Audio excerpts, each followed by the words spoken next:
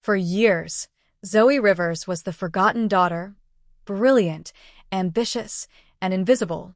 Her family's tech empire was built on her ideas, stolen behind closed doors, and signed with someone else's name. But when they invited her to dinner to celebrate their success, they had no idea the truth was about to be served. Because this time, Zoey wasn't coming as the quiet girl they dismissed. She was coming as the woman who owned everything they thought was theirs. What started as betrayal was about to end in revelation.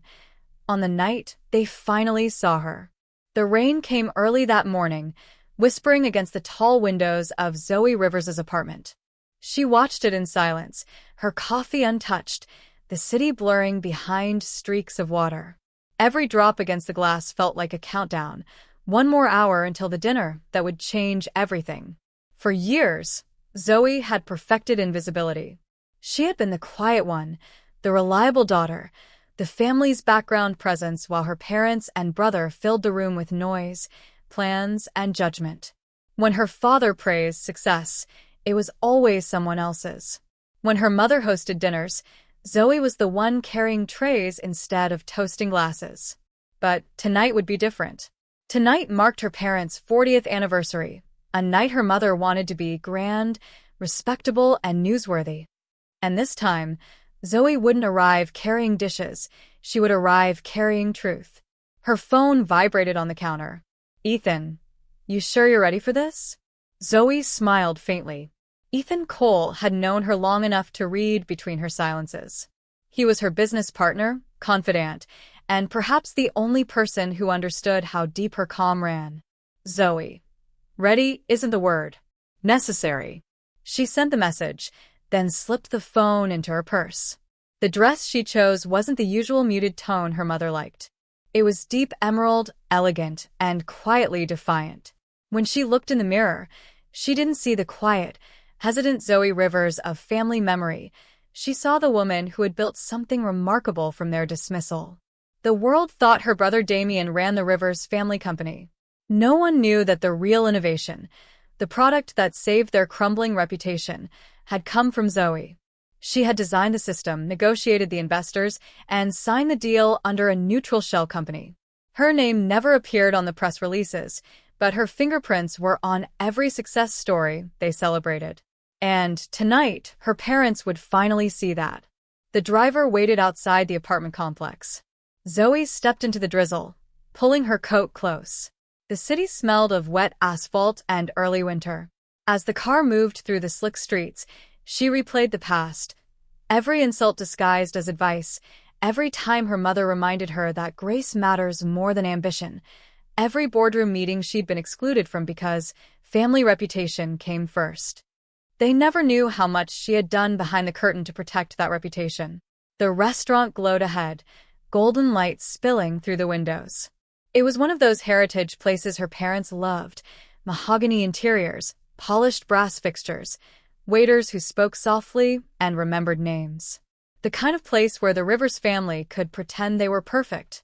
As Zoey entered, the host's recognition flickered. "Ms. Rivers, your party has already arrived." Of course, they had. Punctuality was her father's religion. Inside, her parents sat at the center table, surrounded by familiar faces, family friends, Damien and his fiancée Leah, a few business partners. The conversation was already warm, confident, and loud. No one noticed her at first, until Damien did. "Zoey, "You made it," he exclaimed, his tone surprised, as though her attendance were optional. Her mother turned, eyes scanning Zoey's attire before the faintest smile of approval appeared. "Darling, you look lovely. Emerald suits you." Zoey nodded politely, taking the seat at the far end of the table. She could feel the weight of old dynamics settling in, the same invisible chain that had always kept her in the margins. The waiter poured champagne. Glasses lifted. To 40 years of partnership and legacy, her father declared. Zoey raised her glass, her pulse steady despite the tremor beneath her ribs. Legacy, she thought. A word that had always excluded her name. As laughter filled the room, she glanced at Ethan, seated 2 tables away under the guise of a client. Their eyes met briefly. The smallest nod passed between them. Everything was in place. Dinner unfolded like a perfectly rehearsed play. Her father told stories of his early business days. Damien chimed in about upcoming expansions. Leah added social sparkle. Zoe listened, smiling when appropriate, saying little, until the dessert course arrived, crème brûlée, her mother's favorite, and the moment came. Her father raised his glass again. To family, every success we've achieved is because we stood together. The irony almost made Zoe laugh. She leaned forward slightly, voice calm but clear. Not every success, Dad. The table quieted. Her mother's smile faltered. Zoe. She met their eyes one by one. There's something I think you all deserve to know. Her father's brows knitted. Deserve to know what, Zoe? Every eye was fixed on her. The hum of background music, the clinking of cutlery, all faded into stillness. Zoe drew in a slow breath, steadying herself. For a long time, she began, you've celebrated the Rivers Corporation's comeback as Damien's triumph. But that comeback, those contracts, that technology, came from a division I started 2 years ago under the name ZR Innovations. Damien frowned, confused. That's impossible. ZR, you mean? Yes, she said quietly. Those are my initials. Her mother gave a nervous laugh. Zoe, dear, that's not funny. Your brother has worked with my data, Zoe interrupted, her voice still calm. The predictive analytics platform you launched as Project Horizon? I wrote about its architecture. The investors you think Damien courted? They were my contacts. The patent is under my legal ownership. A ripple went through the table, murmurs, exchanged looks, disbelief. Her father's expression hardened. You're saying you built the very system that carries this family's name? Zoe met his gaze.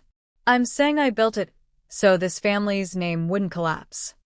For a long moment, no one spoke. The weight of years of neglect pressed against her chest, but she didn't falter. Her mother recovered first, her tone brittle. Even if that were true, why hide it? Why not come to us? Zoe almost smiled. Because when I tried to, you said a woman with emotional tendencies shouldn't meddle in high-risk deals. So I took those tendencies and turned them into numbers. Profitable ones. Damien's face flushed. You're exaggerating. You helped, sure, but claiming ownership. I have proof, she said, reaching into her bag. She laid a folder on the table, sleek and black, embossed with the silver initials ZR. These are the original registration documents. The patents, the shareholder agreements. You'll find your company's most valuable asset registered to me. The air thinned. Even the waiters hesitated near the doorway, sensing the storm. Her father leaned back, voice low but sharp. So, this is what tonight is about. You couldn't stand being in the background for once.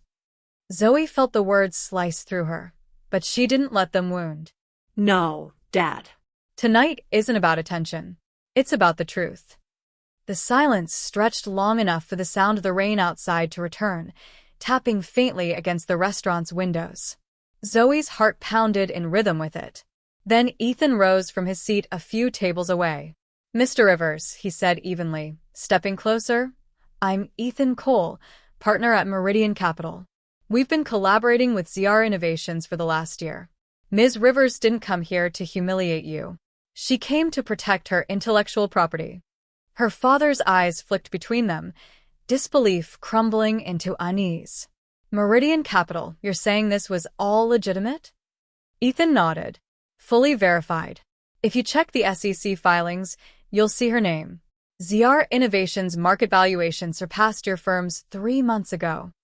Leah gasped softly, hand flying to her mouth. Damien sat frozen. Zoe could feel the tremor in her fingers now, but she kept them clasped under the table. The truth was out. There was no going back. Her mother whispered, Why didn't you tell us? Zoe's voice softened. Because you never asked who I wanted to be. You just told me who I should serve. The words landed like glass shattering on marble. Her father's face tightened. You think this makes you better than us? That success means you can walk in here and... No, Zoe cut in. It means I finally stopped needing your permission. The statement stunned even her. Years of swallowed pride, overlooked effort, and invisible labor condensed into a single breath. Damien slammed his palm on the table. This is insane. You've embarrassed our parents in front of everyone. Zoey turned to him, calm as ever. You embarrassed them the day you stole my designs and called them yours. Gasps echoed around the table. Leah's eyes widened. She looked from Damien to Zoey, then away, realization dawning. Zoey continued, her tone precise, surgical. I have the time-stamped code, the emails, and the draft presentations. You didn't even change the formatting. Her brother's jaw worked soundlessly. Her father looked older suddenly, shoulders slumping beneath the weight of what he'd heard. The man who'd built an empire on certainty seemed, for the first time, unsure. A waiter approached nervously. Coffee, ma'am? Zoey smiled faintly. Yes, please. Black. When he left, she looked around the table, her family, their friends, the onlookers pretending not to listen. I didn't come here to destroy you, she said quietly. I came because I can't keep protecting people who refuse to see me. Her mother's voice cracked. We were only trying to do what's best for you. Then maybe it's time you let me decide what that is, Zoey said. Ethan rested a hand on her shoulder, steady, silent reassurance. She didn't look at him, but she felt the warmth of it anchor her. The dinner ended not with applause or laughter, but with silence that felt both heavy and freeing. Her father excused himself abruptly, muttering something about needing air. Damien followed, avoiding her eyes. Her mother lingered, torn between pride and denial. Finally, she whispered, You've become someone I barely recognize. Zoey met her gaze. That's because you never tried to see me before. Then she stood, collected her bag, and left the restaurant. Outside, the rain had stopped. The street shimmered under the lamplight. Zoey paused beneath the awning, breathing in the scent of wet pavement and freedom. Her reflection in the glass door looked different now, not the forgotten daughter, but the woman who had finally spoken her truth. Ethan joined her, his expression soft. You did it. Zoey gave a small, tired smile. No. I just stopped hiding. They walked toward the car together, the night air cool and alive around them. In the distance, thunder rolled again. Faint, but promising. Some reckonings are loud. Hers had been quiet, but complete. The following morning, sunlight pushed gently through the curtains of Zoey's penthouse, spilling gold across the marble floor. For the first time in years, the silence didn't feel heavy. It felt earned.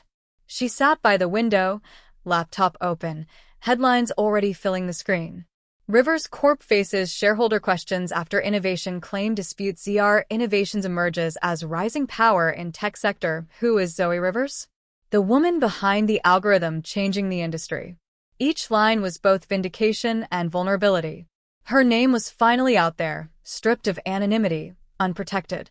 The story she had built in secrecy was now public, and with that came both respect and retaliation. Her phone buzzed. Unknown number. She hesitated before answering. Zoey Rivers? The voice was familiar, measured, composed. Her father. Yes, she said. A pause. Then, we need to talk. They met that evening in his office, overlooking the city. The man who had once commanded boardrooms now looked older, less certain, his confidence fractured by the truth. He gestured toward a chair. I've spent the day fielding calls from journalists and investors. Your name is everywhere. Zoey sat calmly. Then I suppose they finally know who's been doing the work. He sighed, rubbing his temples. You blindsided me, Zoey. Do you have any idea what that did to our reputation? Maybe now you understand what it feels like to be invisible, she replied quietly. He flinched, not from anger, but realization. I underestimated you, he admitted. I thought your ideas were distractions. I didn't see you were building something real. Zoey folded her hands. I didn't do it for revenge. I did it because you left me no other choice. Every time I offered a solution, you dismissed it. Every time I tried to lead, you told me to support. He leaned back, exhaling heavily. And now you lead a company that could surpass mine. She met his gaze. It already has. The words weren't cruel. They were simple truths. For a long time he said nothing. Then, almost reluctantly, "You have your mother's fire." I used to love that about her before she learned to silence it. Zoey looked toward the window, city lights glimmering like restless stars. Maybe it's time we stopped silencing things. Later that night, she visited her mother. The older woman opened the door slowly, eyes rimmed red, face pale but calm. "I figured you wouldn't come," her mother murmured. "I almost didn't," Zoey admitted. "But I didn't want it to end in anger." Her mother stepped aside, letting her in. The house smelled of lilies and faint perfume, the same sense of every childhood dinner, every holiday where Zoey smiled through dismissal. Her mother poured tea. "You humiliated your father." "I told the truth," Zoey corrected gently. The older woman studied her. "You've always been different. I just didn't know how to guide you." "You didn't have to guide me," Zoey said. "Just see me." For a moment, her mother's composure cracked. "When you were little, you used to build towers out of scrap electronics. Your father would laugh and say, 'She's dreaming again.' I told you to stop because I thought it would protect you from disappointment. I see now it just made you smaller." Zoey's throat tightened. "You can't undo the past." "No," her mother said softly, "but maybe we can stop repeating it." They sat in silence, the kind that feels like a beginning rather than an end. 2 weeks passed. Rivers' corp faced investigations.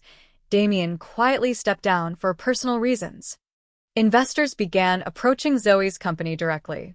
Offers, partnerships, invitations, they poured in like a tide, finally turning her way. One afternoon, she and Ethan stood on the balcony of the new ZR Innovations headquarters, overlooking the city skyline.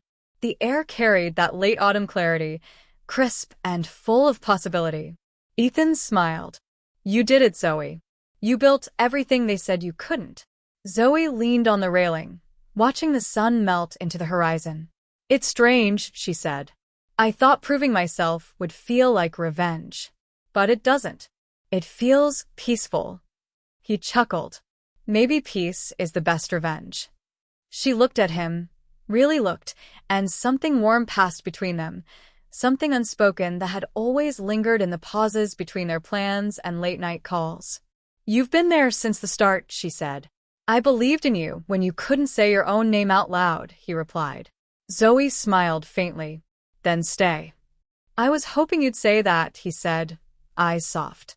The world below seemed to hum with life as they stood side by side, partners, equals, and something more. Weeks later, Zoey received an invitation, her parents' home, Christmas Eve dinner. She stared at it for a long moment before deciding to go. The evening was quiet, almost hesitant.